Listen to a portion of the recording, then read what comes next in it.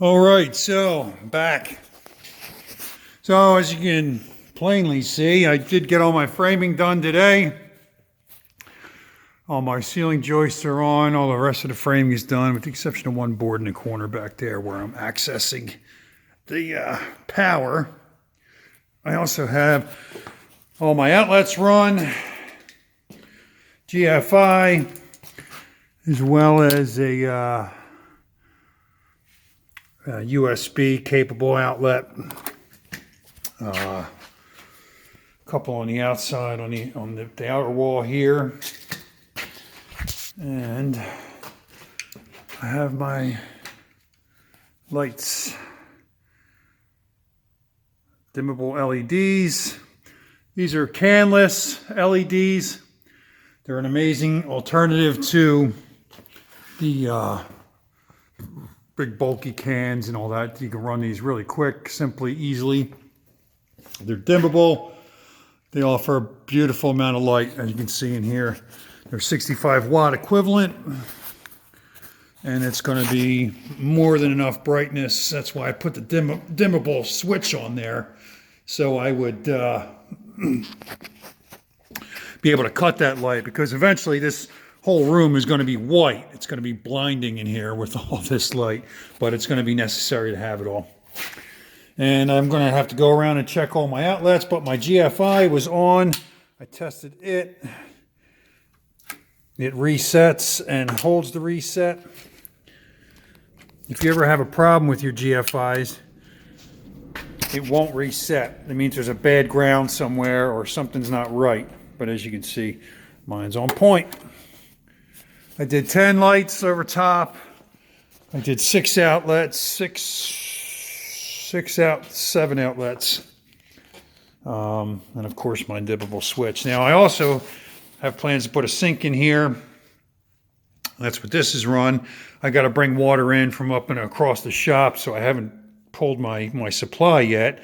And I'm missing a few fittings to connect to the 6-gallon hot water heater that I'm going to have in place here. It plugs in, so that's what that outlet's for. I bought just a cheap, simple shower diverter, so I can temperature control the water, either hot, cold, or warm, or what have you. And then basically a tub spout that'll act as a bucket and mop bucket filler. And then I got my drop ear up here, which will have not a shower head on it as it was intended, but a hose connection. That way, when my extractor is in place in this corner, I'll be able to pull that hose down and hose that whole thing out, get it cleaned up